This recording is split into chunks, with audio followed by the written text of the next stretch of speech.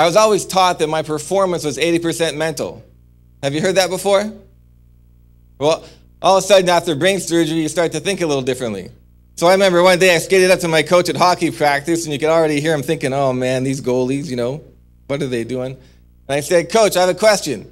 If our performance is 80% mental, like you tell us, why do we spend 2 hours every single day specifically and systematically developing our skills and our techniques while we ignore 80% of the outcome?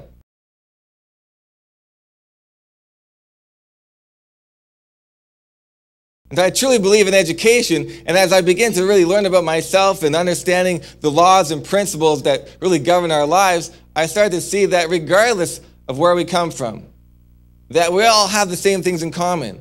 We all have a mind. The mind is very powerful. So if we want to make a difference on the outside, where do we need to begin? On the inside. Does that make sense? If we want to achieve a world of world peace, where do we need to begin making peace? Within ourselves. If we want to make a difference really in this world, it starts with us. So I started to think about how the body acts as a perfect feedback mechanism. Would you agree with me with the right training that I can recondition and reshape my physical body? Would you agree with that? I said, what I discovered, doctor, was that the same training principles that work on the physical muscles also apply to the mental, the emotional, and spiritual muscles. And I've taken the same training, discipline, and understanding I learned as an athlete, and I applied it to my life. I took responsibility that I was the cause of my illness. I therefore had the power to cure it. Think of life like a giant garden. It's going to bring forth whether we like it or not. Would you agree? You're either going to get weeds or you're going to get flowers. But it's never going to stay the same. So are we going to consciously plant the seeds that we want, seeds of peace and forgiveness and love? Or are we just going to throw some seeds that we don't really know what they are and we'll just see what happens?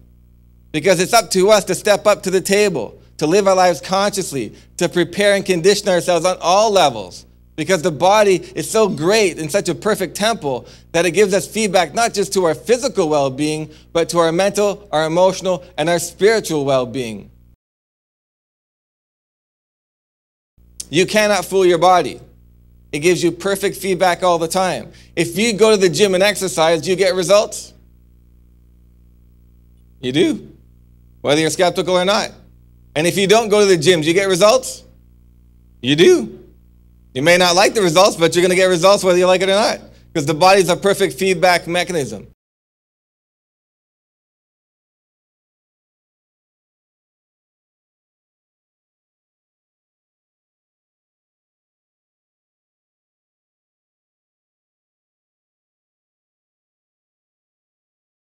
Did you know that the average person thinks up to 90,000 thoughts in a single day? Is that a lot of thinking? We can experience life.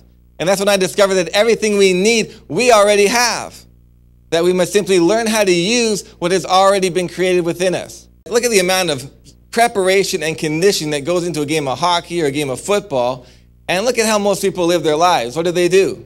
They work hard and hope for the best. Does that make any sense?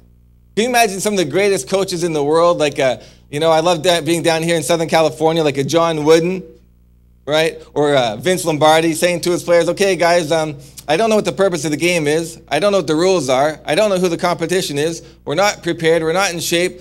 Let's just go out there and see what happens. And so what I really want to do is wake people up and get them to participate in their life consciously by understanding the rules. So I encourage each of you to get in the game and really become a student and step up to the plate and find inner peace within yourself, because you can't buy it and you can't fake it.